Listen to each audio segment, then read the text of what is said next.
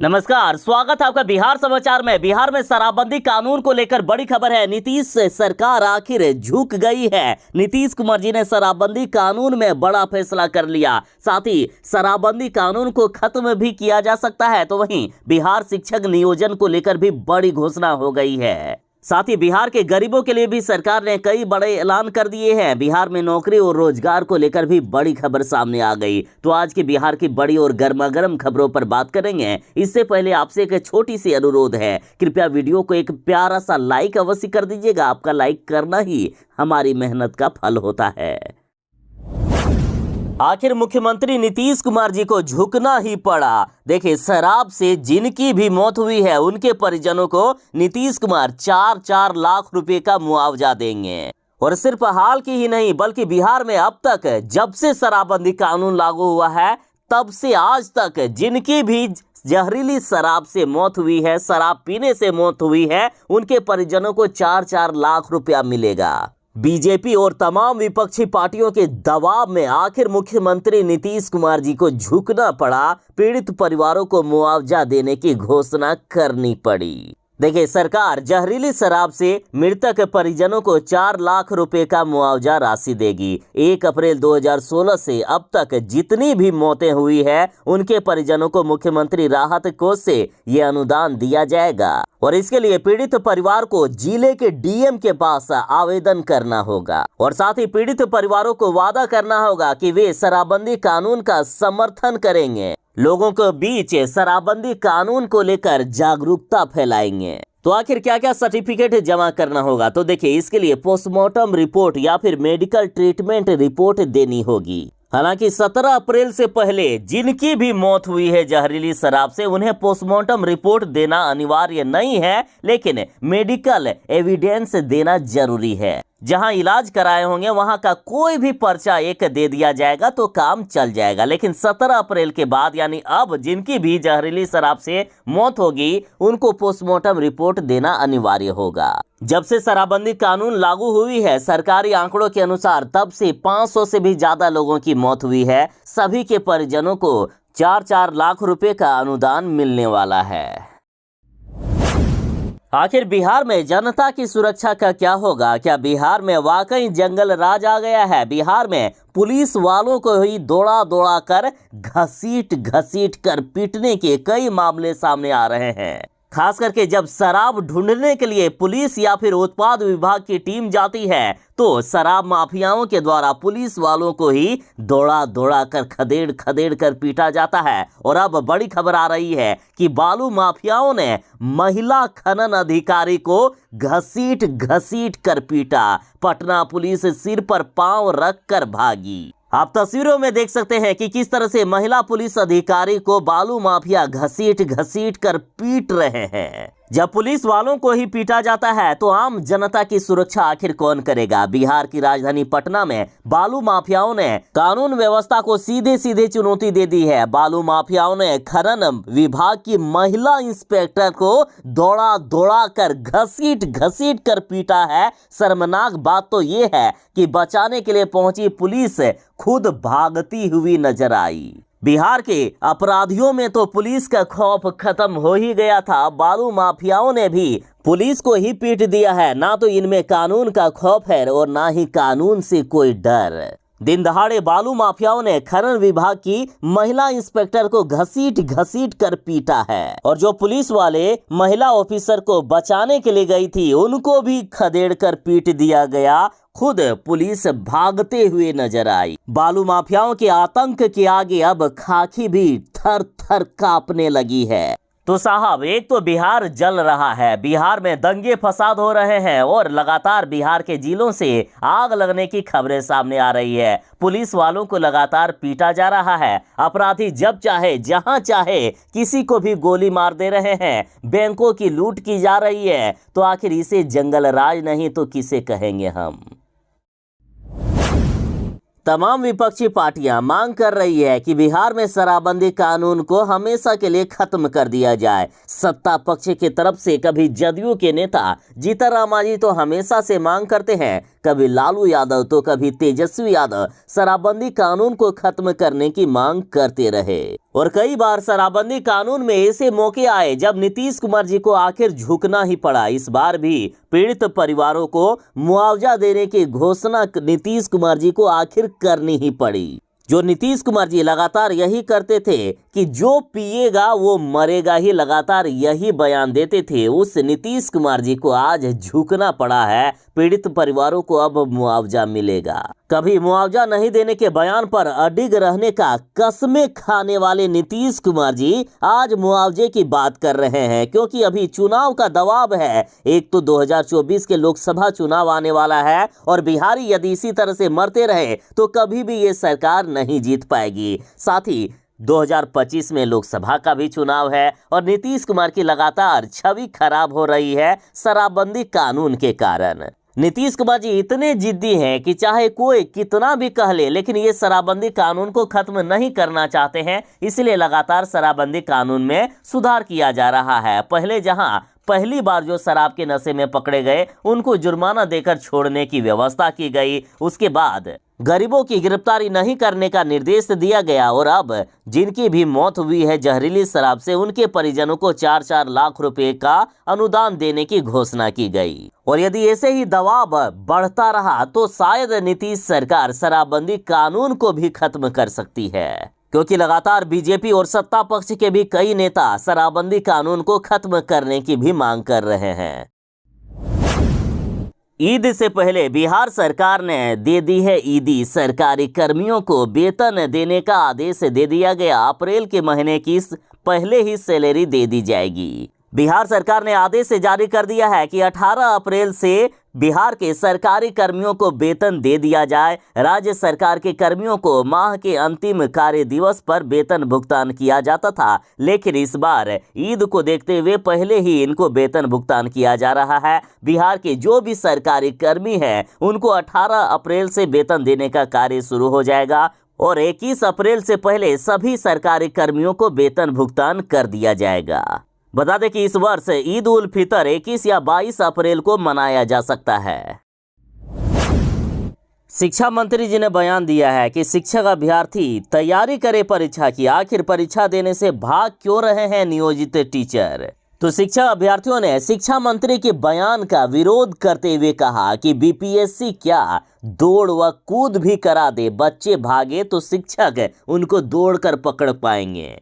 शिक्षक संघ ने कहा कि बीपीएससी क्यों, नासा और मोसाद से सरकार परीक्षा ले ले, अभ्यर्थी को परीक्षा से कोई परेशानी नहीं है। सरकार शिक्षक अभ्यर्थियों से 1500 मीटर दौड़, ऊंची कूद, बाउंड्री कूद भी करवाए ताकि बच्चा स्कूल से भागे तो उसे पकड़ पकड़ कर लाए। शिक्षक अभ्यर्थियों ने कहा कि क्या जिसने केंद्र और राज्य सरकार की गाइडलाइन के अनुसार सीटीटी और एसटीटी पास करके जो बैठे हैं, क्या अभ्यर्थियों के लिए वो एग्जाम नहीं था। कई अभ्यर्थियों का नाम मेरिट लिस्ट में भी आ चुका है जो अभी शिक्षक बने हुए हैं, क्या उनका चुनाव अक्कड़ बक्कड़ बम्बी बो से हुआ था। शिक्षक अभ्यर्थियों ने सरकार को चुनौती देते हुए कहा कि हमें सीधी नौकरी चाहिए, हम कोई परीक्षा नहीं देंगे। यदि नियोजन पत्र की जगह हमें एडमिट कार्ड दिया गया तो चुनाव में हम सरकार को सबक सिखा देंगे। जहरीली शराब से मोतिहारी में मौत का तांडव देखा गया। जहरीली शराब पीड़ित परिवारों से मिलने पहुंचे संजय जायसवाल ने कहा कि नीतीश कुमार इतने थेथर हैं कि किसी की सुनते तक नहीं है। और सुनिए सरकार की नाकामी। संजय जायसवाल ने हाथ में एक आवेदन दिखाते हुए कहा कि ये आवेदन कुछ दिन पहले एक वार्ड सदस्य ने पुलिस को दिया था जिसमें शराब कारोबारियों के नाम थे, फिर भी पुलिस ने कोई भी कार्रवाई नहीं की और आवेदनकर्ता वार्ड सदस्य को ही प्रताड़ित किया गया और अब तक 32 से भी ज्यादा लोगों की मौत हो चुकी है। इसके लिए नीतीश और जिला प्रशासन जिम्मेदार है। इसे डायरिया साबित करने के लिए मरीजों के बीच अधिकारी ओआरएस बांट रहे हैं। संजय जायसवाल ने कहा नीतीश कुमार इतने थेथर हैं कि वो दुनिया में कुछ भी कर लेंगे लेकिन इस्तीफा नहीं देंगे। अंतिम सेकंड में यदि एक पैसा भी उसको चांस मिलेगा तो वह कुर्सी छोड़ने वाले नहीं हैं। उन्होंने अपनी कुर्सी को बेल्ट से बांध कर रखा है, लेकिन उन्हें इन मौतों का जिम्मेदारी लेना होगा और सीएम के पद से इस्तीफा देना होगा। शिक्षा मंत्री जी ने शिक्षक अभ्यर्थियों से पूछा है कि शिक्षक अभ्यर्थी परीक्षा की तैयारी करे, आखिर परीक्षा देने से भाग क्यों रहे हैं नियोजित टीचर। देखिए, बिहार में पहले जैसे अब नियोजित टीचर की बहाली नहीं होगी, अब सरकारी शिक्षक की बहाली होगी, अब सरकारी कर्मियों की बहाली होगी। और सरकार बच्चों के भविष्य के साथ किसी तरह से कोई भी खिलवाड़ नहीं करना चाहती है, किसी तरह से कोई मजाक ना हो बच्चों के भविष्य के साथ। इसलिए अब सिर्फ योग्य शिक्षक ही स्कूलों में आएंगे और इसके लिए शिक्षकों को परीक्षा देनी होगी।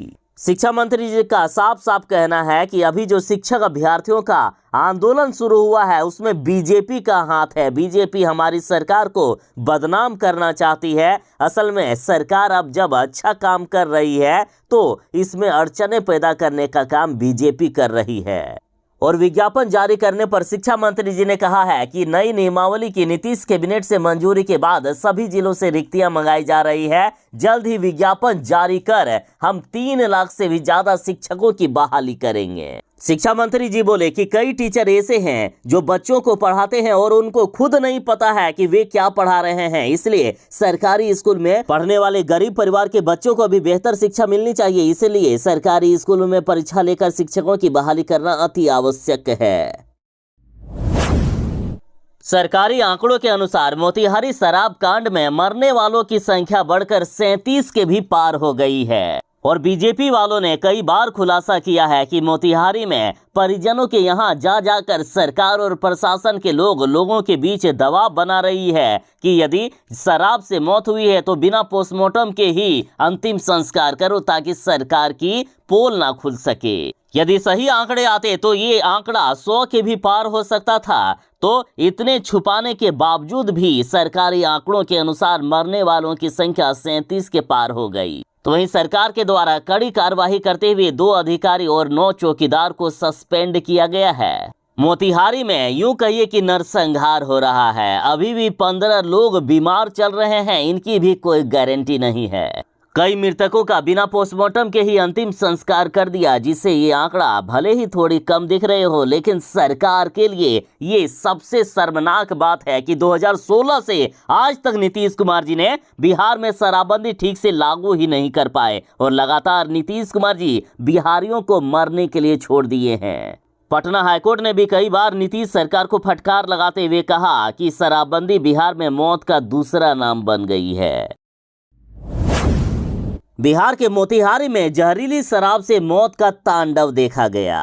यहां 30 से भी ज्यादा लोगों की मौत हो गई और जहरीली शराब से इन मौतों पर बीजेपी ने कहा है ये कोई मौत नहीं बल्कि नीतीश सरकार द्वारा किया गया नरसंहार है। सुशील मोदी ने तो इसे कह दिया कि ये जहरीली शराब से मौत कोई हादसा नहीं है बल्कि दलित नरसंहार है, जिसे नीतीश कुमार की जिद ने करके दिखा दिया। साथ ही बीजेपी लगातार मांग कर रही है कि नीतीश कुमार पर हत्या का मुकदमा चलना चाहिए और साथ ही नीतीश कुमार जी से इस्तीफा मांगा जा रहा है। साथ ही चिराग पासवान की पार्टी लोजपा ने कहा है कि नीतीश कुमार जिद्दी हैं और वे अपनी जिद के कारण लोगों को मौत के मुंह में डाल रहे हैं। ये दुर्भाग्य है और बिहार की जनता को इससे मुक्ति मिलना चाहिए। बिहार में शराबबंदी कानून को खत्म करना होगा। या तो नीतीश कुमार जी शराबबंदी कानून को खत्म करे और बिहारियों को बख्श दे या फिर खुद सीएम की पद से इस्तीफा दे दे। यूपी में पुलिस कस्टडी में अतीक और अशरफ की हत्या कर दी गई तो इस पर मुख्यमंत्री नीतीश कुमार जी भड़के और नीतीश कुमार जी ने कहा कि कोई जेल से बाहर आएगा तो क्या मार डालोगे। अतीक अशरफ के मर्डर पर मुख्यमंत्री नीतीश कुमार जी ने कहा कि अपराधियों के सफाई का क्या मतलब है, उसको क्या मार देना चाहिए, ये कोई तरीका है। इसका मतलब है कि कोई जेल से बाहर आएगा तो उसको मार दीजिएगा। बीजेपी सरकार पर मुख्यमंत्री नीतीश कुमार जी खूब भड़क गए। अब देश की तमाम विपक्षी पार्टियां यूपी के मुख्यमंत्री योगी आदित्यनाथ से इस्तीफा तक मांग रहे हैं। पूरे बिहार में भयानक गर्मी को लेकर मौसम विभाग ने खतरनाक अलर्ट जारी कर दिया है और इस बार ईद में भयानक गर्मी बढ़ रही है। 21 अप्रैल तक किसी तरह की कोई भी राहत नहीं मिलेगी। साथ ही बिहार के 15 जिलों में भयानक अलर्ट जारी कर दिया है। बिहार में तो पहले से ही हीट वेव जारी किया गया है और अब बिहार के 15 जिलों में आग उगलने लगा है ये मौसम। मौसम विभाग ने अलर्ट जारी करते हुए कहा कि बिहार के 15 जिलों में से 3 जिले मोतिहारी, खगड़िया और बांका में अति घातक यानी सीवियर हीट वेव का अलर्ट है और ये भीषण गर्मी जानलेवा होती जा रही है। कई लोग बीमार पड़ने लगे हैं। मौसम विभाग ने लोगों को बच के रहने को कहा है। यूपी में अतीक अशरफ के दिन दहाड़े मौत के घाट उतार दिया गया, तो इस पर तेजस्वी यादव ने कहा है कि अतीक जी का नहीं, यूपी में कानून का जनाजा निकला है। बिहार के उप मुख्यमंत्री तेजस्वी यादव ने यूपी के माफिया अतीक अहमद की सरेआम पुलिस कस्टडी में हत्या को गलत बताया। उन्होंने गैंगस्टर अतीक अहमद को अतीक जी कह के संबोधित करते हुए कहा कि हर अपराधी के लिए सजा का प्रावधान कानून में है, उसी के तहत अपराधियों की सजा होती है। लेकिन सब लोग जान रहे हैं कि यूपी में किस तरह का शासन चलता है। यूपी में गुंडा राज नहीं बल्कि गैंगस्टर राज चल रहा है। तेजस्वी यादव बोले कि देखिए, हमने तो ये भी देखा है कि देश के प्रधानमंत्री की भी यदि हत्या हो जाए तो कानून ही उन्हें यानी जो हत्यारा है उसको सजा देती है। लेकिन यूपी में जिस तरह से एनकाउंटर हो रहा है, जिस तरह से गैंगवार चल रहा है, अपराधियों को पुलिस कस्टडी में भी हत्या कर दी जाती है, ये बिल्कुल ही गलत है। ये अतीक जी का जनाजा नहीं बल्कि ये कानून का जनाजा यूपी में निकला है।